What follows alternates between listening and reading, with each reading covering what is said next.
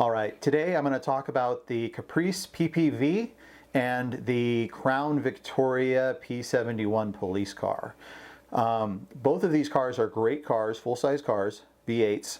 However, if you ask the owners of these cars which one is better, they are going to tell you their car is the best and the other one is a steaming pile of crap. And the reason for that is they both attract different types of owners with different goals. And in this video, I'm going to go over what the strengths of each car is and what the weaknesses of each is. That way you can make an informed decision on which one is right for you.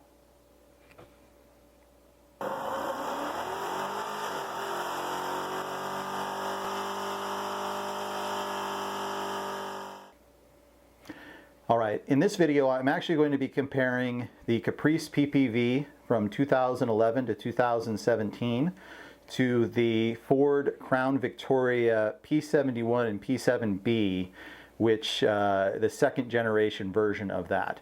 And those are the closest in the years that they were manufactured, so it's the most fair fight, but we're still comparing apples to oranges here. And you'll see that throughout the video when comparing them. All right, so between the two cars, the fastest car is hands down the Caprice PPV. It has a much bigger motor, a 6-liter V8, and even the V6 is faster than the Crown Victoria. And it's kind of odd that that's the true thing, because the Caprice PPV is a much heavier car. I want to say it's 1,400 pounds heavier than the Crown Vic. But the Crown Vic is all very old, tried and true technology. It was very dated the last few years that it was made compared to everything else that was being offered to the police. But it was very popular because it's a tough as nails car. It was engineered to be a fleet car. It was never engineered to be anything else. So you can, if you're going to be curb hopping or driving down dirt roads or doing the type of things that police do all the time, the Crown Vic is a much better choice. It's very difficult to hurt one of those cars. The Caprice PPV is also a very tough car, but it sits a little lower. The tires are a little bit lower profile, and it's just generally not quite as tough as the Crown Vic. One of the most obvious places that the Crown Vic wins out against the Caprice is the Caprice body panels are not nearly as strong, and the bumpers and whatnot get ripped off way easier. And when you're shopping for these, almost every car that you look at has been in a few fender benders. It's just the way it is with an ex-police car. Most of the time they were fixed correctly, it's no big deal. Or sometimes you can pick them up at auction really cheap because, you know, it was somebody keyed the car and they just decided not to repaint it. Now that's not to say that the Crown Vic is a better car than the Caprice. The Caprice has a lot of newer technology in it. It has a 6-speed automatic versus the 4-speed that's in the Crown Victoria. It has independent rear suspension where the Crown Victoria is a live rear axle. The brakes on the Caprice are a little bit better, not by much. They're both pretty horrible in stock form. There's a better upgrade path on the Caprice for big brakes. There's a lot of guys out there putting Camaro and CTSV parts on them because they're very similar platforms. The Caprice has a much higher horsepower. If you want to do a motor swap, the Caprice is a lot easier car to do that on. The Caprice uses any 58X Gen 3 or 4, actually that would be Gen 4 small block Chevy. So you can put an LS3 or an LS7 or whatever you want to put in there. The Crown Vic is a modular 4.6, and those aren't quite as easy to swap around depending on what plant they were made at. That's not to say that you can't swap an engine in those. You can still put a 5.4 or a 5.0 in one. It's just a little more work. All right, so when it comes to the rear end, the Caprice only came with a 291 gear, which is awful tall. And the Crown Victoria came with a 355 or a 327. So from a performance standpoint, the Crown Vic wins out in that. Now, it is easy to change the rear gear in a Caprice. You can buy the third member out of a Camaro and it bolts right in. And you could get lots of ratios for a Camaro. However, be aware, the low gear ratios with a posi are super expensive because they are coveted by 5th gen Camaro guys. The super low, like 391 gear, those are usually going to be $1,000, $1,200 for the whole diff chunk. Now, a lot of people will say that the Caprice parts are way more expensive than the Crown Vic, and that's not completely true. A lot of stuff on the Caprice is interchangeable with other cars like the G8 and the 5th gen Camaro. However, if you're trying to find used parts, you're going to find Crown Victorias all over the place in junkyards because there were so many of those things made, and so often it's pretty easy to get parts. And because of that, when everything is more available, the price goes down. And if you have to order from the dealer, parts are actually pretty similar in price if you buy from Ford or if you buy from GM, with the exception of the Australian specific parts for the Caprice. Now, if you're ordering parts for your center console, and center console swaps on those are really common, you have to get some parts from Australia. And it's not that the parts are expensive over there, they're actually reasonable over there. It's getting them from the other side of the world to here that costs so much. A lot of times you'll buy a $70 part for your center console and it will be $70 in shipping. And most Australian places, for whatever reason, are kind of difficult to deal with. They don't want to deal with us Americans. So we're trying to get them to combine shipping and not rip you off can be difficult. Whereas everything for the Crown Vic is available in the US. And those things were so common that any parts house can get you almost anything you need. So I wouldn't say that the Crown Vic has got cheaper parts, but it seems that way to most people. I've had no problem getting the parts that I need for my Caprice, and I've done a lot of modifications to it. It's nowhere near the way it was when it was a police car. What else should we compare? Handling. So even though the Crown Vic is a much lighter car, it has a lot softer suspension, even on the police versions. And it feels more like a barge or a big couch than it does a sports car. And that can be fixed, but I'm talking, you know, from the factory how they were. And because the tires are a little thicker and it's tall and it was made to hop curbs and stuff, it's just not a great high-speed handling car. Now, it is a great highway car. It's very comfortable, but it has tons and tons of understeer. It's horrible. So you do have to do some modifications if you want to change that. The Caprice, on the other hand, has a lot better high-speed stability. As a matter of fact, it doesn't understeer nearly as much, and it takes a better driver to drive a Caprice fast. And that's probably why you see tons of those things wrecked, because that car has probably one of the highest horsepower ratings of any cop car recently. And you know, a lot of police officers may not be the best drivers. They may not have a lot of experience, and they may not have ever put the effort in to really learn how to drive well fast. And because of that, you see those things just wrecked all over the place, because you can get yourself in trouble with 355 horsepower in a 4,600 pound car. I believe they're 4,600 pounds. Anyways, that when you try and slow something down like that or make evasive maneuvers, it's pretty easy to get yourself in trouble.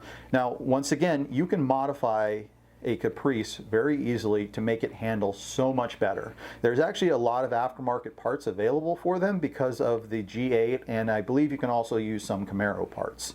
That being said, it's a heavy barge. You're not going to turn it into an amazing road racer. If you plan on towing with either of these cars, there is a kind of a conundrum. The Crown Victoria is super easy to get a Class 3 receiver for, but it has a maximum tow rating of 1,200 pounds, and you can't put much tongue weight on it. You may be able to go higher than that, but that's what they're rated for. However, the Caprice is rated at 4,700 pounds in Australia, but the only hitches that you can get for it in the US are class 1 and class 2, which won't handle that much weight. So you can do what I did and build your own hitch if you're comfortable with that, or you can try and import one from Australia, class 3. It's really expensive because it's so big and heavy. The quotes I got were over $1,200 to get one here, and that's why I built my own. However, I can tell you that the Caprice has no problem towing. I towed a tandem axle 6x12 U-Haul trailer completely filled from Reno, Nevada back here to Arizona. And that trailer was probably right around 5,000 pounds, and it towed great. It had plenty of power, and it had no issue handling the weight. That being said, you're on your own if you have issues with doing something like that. As with any type of towing, if you don't know what you're doing, you can get yourself into trouble. The wiring is on the Caprice was actually a little more straightforward for me. I used a powered converter, and since the batteries are in the trunk instead of up front, the wiring was super easy. And that's another thing we should talk about. The Caprice, most of them had a 2-battery option. So if you plan on powering laptops or using anything else that draws a lot of power while the vehicle's off, the Caprice is the winner for you. The Crown Vic only had a single battery up front. And as far as size goes, the Caprice batteries were actually larger, a group 48 and a group 49, which is, so if you're familiar with Duramaxes, that is a one Duramax size battery and one battery larger than a Duramax battery. And Duramaxes have 2 batteries also. So the Caprice definitely wins hands down on the battery department. And if you don't want that extra weight, it's really easy to take one of those out. It has a factory setup with a solenoid to connect the 2, which is really well thought out. All right, when it comes to trunk size, both cars have gigantic trunks. The Crown Vic has the bigger of the 2, but it's not laid out as well in my opinion. It's not flat, it's it's got different shapes in there to mold around the car. The trunk in the Caprice is completely flat, and it's amazing when you're trying to put stuff in there because it's very easy to figure it out, unless you have stuff that's tall. I've had issues fitting tall stuff in the Caprice that would otherwise fit in smaller cars like a G35. That is one place where the Crown Vic wins out, is if you had like a tall gas can or something like that. Now, if you're going to modify the cars, I'm going to say the Caprice is the winner because it's much easier for motor swaps and aftermarket parts. GMs tend to have better aftermarket support. And if you want to do a manual transmission swap, it's a lot easier on a Caprice. You can use almost all the Camaro parts, do a little bit of BCM wiring, and have somebody flash the BCM, and you've got a 6-speed manual. Doing that on the Crown Victoria is more difficult because the Panther platform never had a factory clutch pedal that I know of. There are guys out there that make the parts for them to do it. It has been done. It's just a little more work. That'll bring us up to some other stuff in the interior. The factory radios on the Caprice, especially the early ones, are just hot garbage.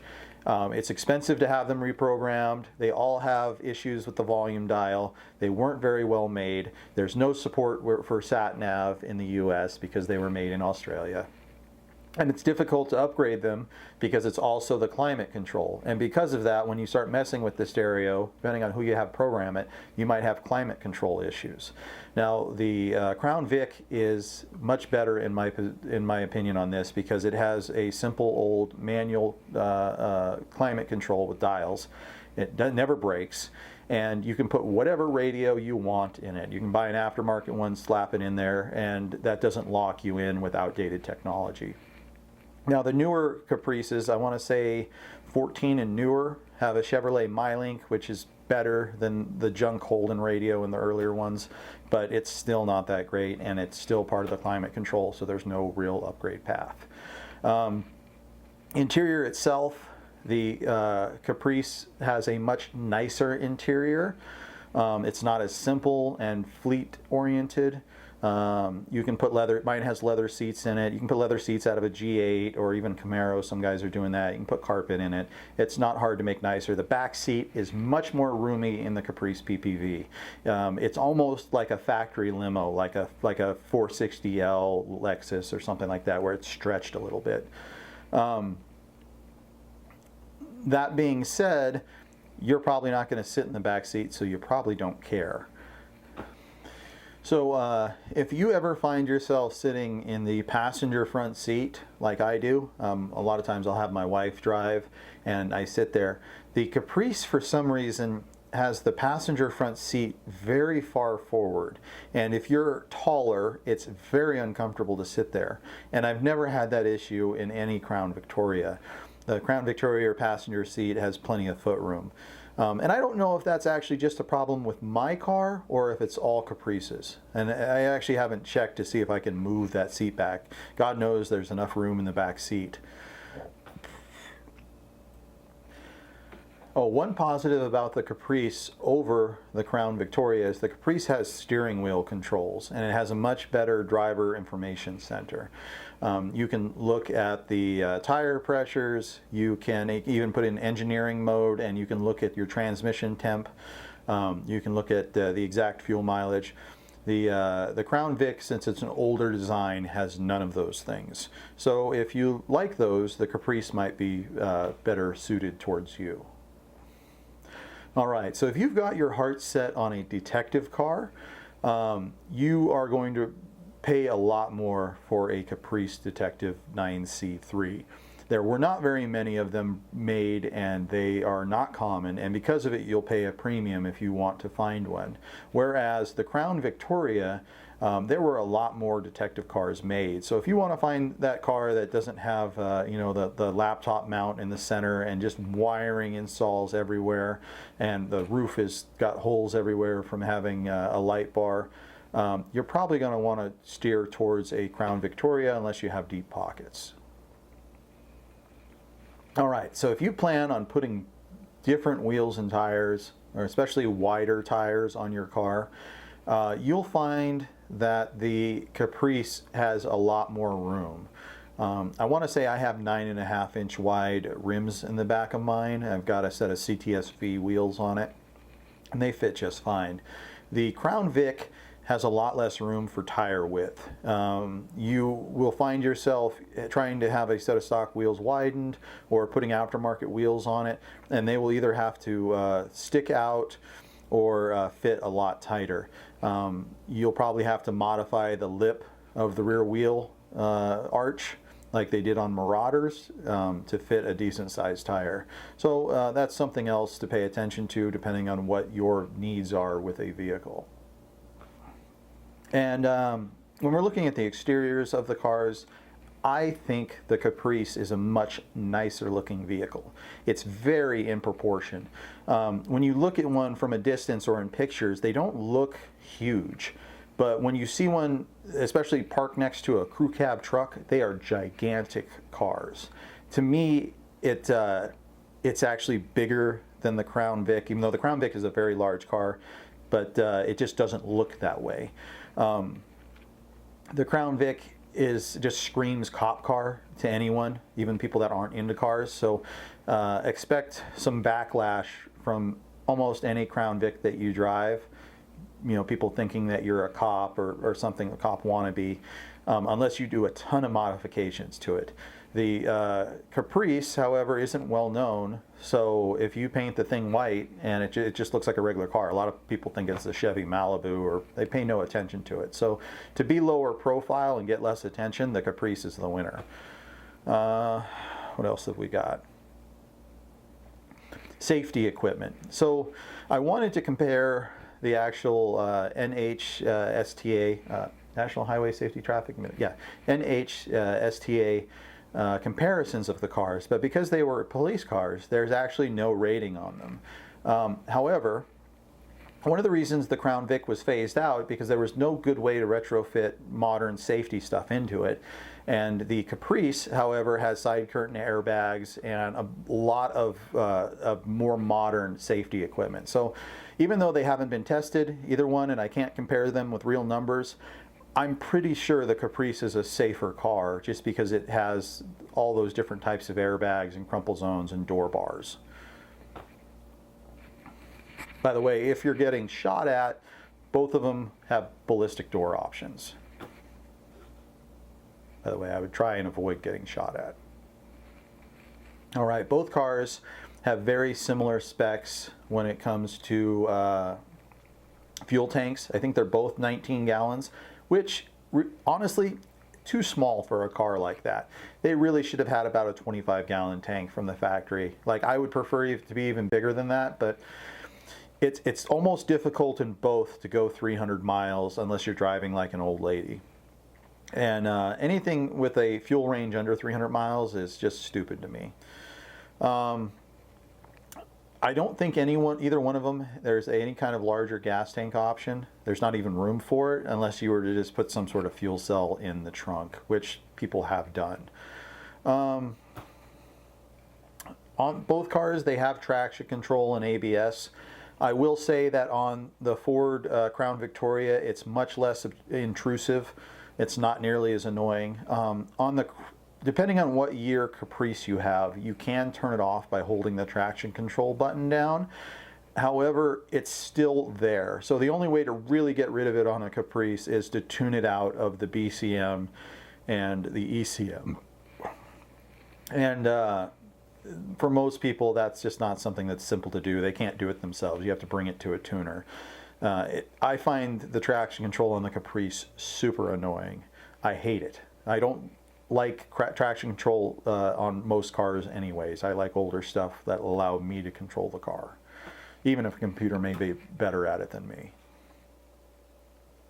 Now, both cars have a couple of small issues with the engines, and a lot of guys will blow the Caprice issues way out of proportion, and I've heard people say the same thing about the Crown Victoria. Now, the Crown Victoria is a single overhead cam design, so it has big timing chains on the front of the motors. And depending on what year you get, some of them had really bad cam timing chain tensioners.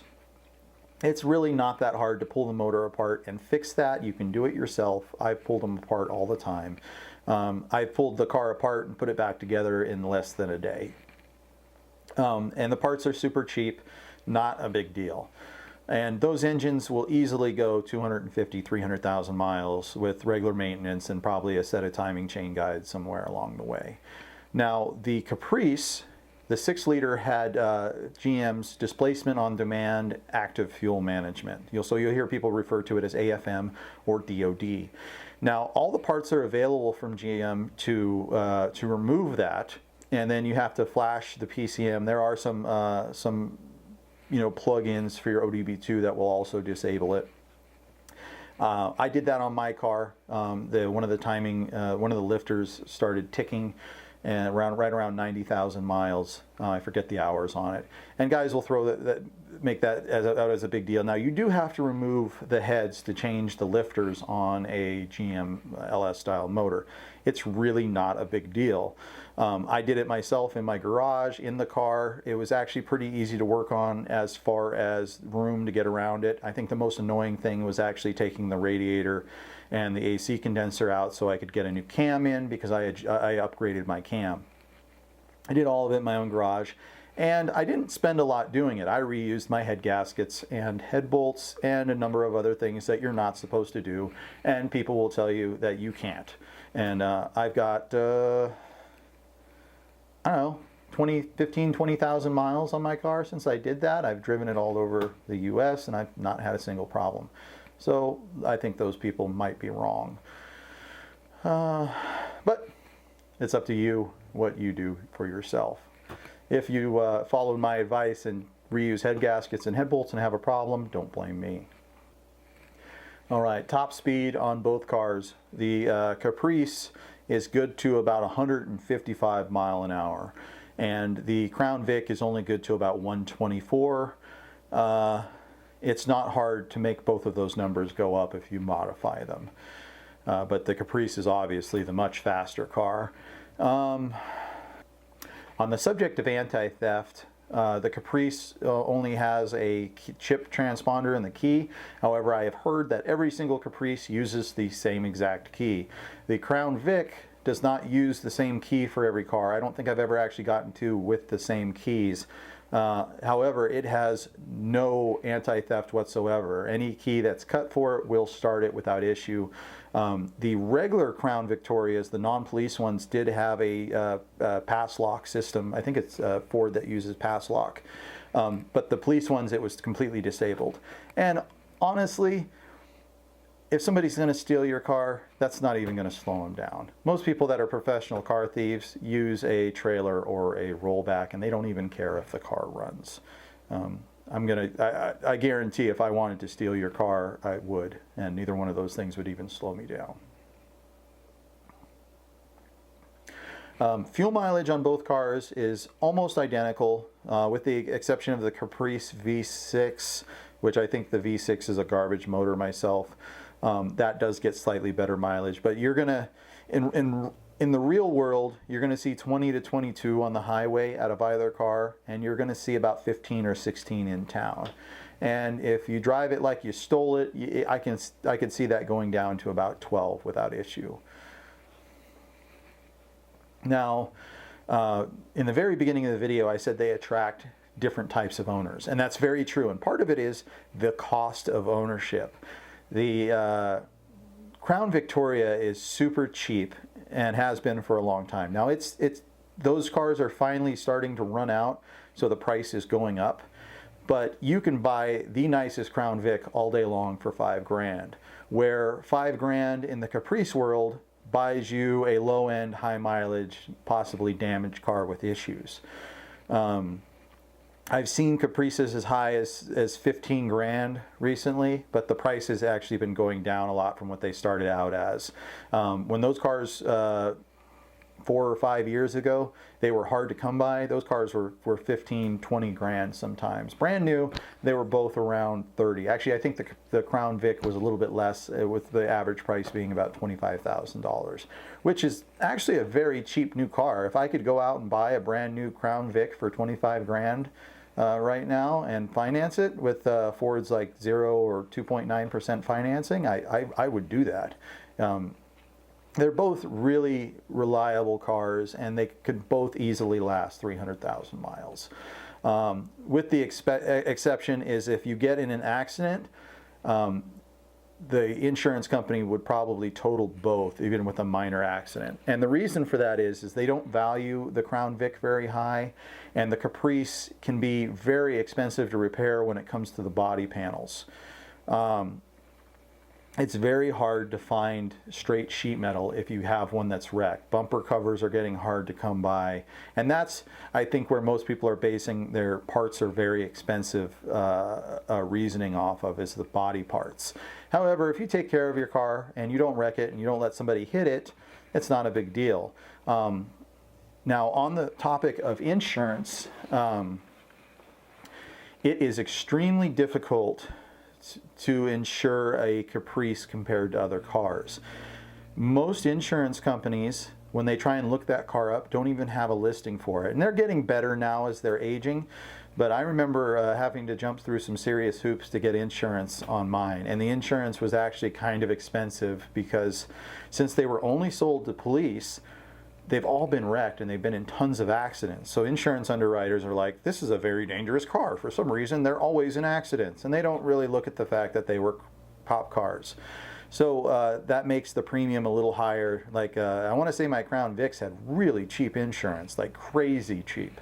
They were probably one of the cheapest newer cars I've ever owned. And then you may have some issues depending on what state you're in with the registration.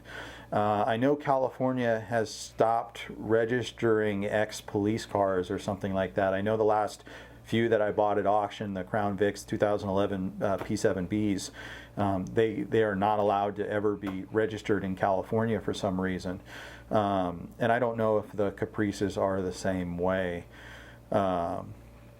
The Caprice, when you go to the DMV with the paperwork, expect some weird looks. And you'll also get some weird looks from both of them when you get pulled over sometimes, because when the police type in your VIN number and it brings up the make and model of your car, it says police. And every once in a while you might get a police officer that's a little overzealous. When I've gotten pulled over in my Caprice, I have had conversations with the police officers because it has Holden badging on it, but it comes up on their computer as a Chevy Caprice. And because of that, you know, naturally they're going to ask me some questions, and I usually build that into a rapport. I tell them the story. Well, it's an ex-cop car, but it was built in Australia, so I put the Australian badging on it. And you know, sometimes I'll ask them a few questions about their police car, whether it's an Explorer or a you know, Dodge Charger, and it builds a little rapport there. And almost every time I've been let off with a warning. So remember that next time you get pulled over. You'll get a lot farther if you're just nice. Sometimes you can de-escalate a situation if a police officer is having a bad day. You know, they might walk up to you with the plans on throwing the book at you, and if you're nice and you're friendly towards them and you de-escalate the situation, you know, they might change their mind. In summation, if you don't take into account the cost of either car, I would say that the Caprice is the clear winner. However, if you do take cost into account, the Crown Vic is a very strong contender. It depends on what you want out of a car to which one is going to be better for you. And then also, one more thing I forgot to mention is Crown Vics are available everywhere in the United States. It doesn't matter your locale, it's pretty easy to find some for sale. The Caprice, because only certain police stations ordered them, they were very popular in certain places and not others. So like where I'm at in Arizona, I had a hard time finding a Caprice. I actually had to, I actually got mine out of Riverside, California, because up and down the coast in California, they tend to use those cars. They also seem to be very, very popular on the East Coast, and I don't know why that is. Maybe you can leave a comment below and tell me what you think about it. Hey everyone, thanks for watching this video. I would really appreciate it if you hit the like button, and if you want to see more like it, hit the subscribe. This allows me to keep bringing you more great content. So until next time, thanks for watching.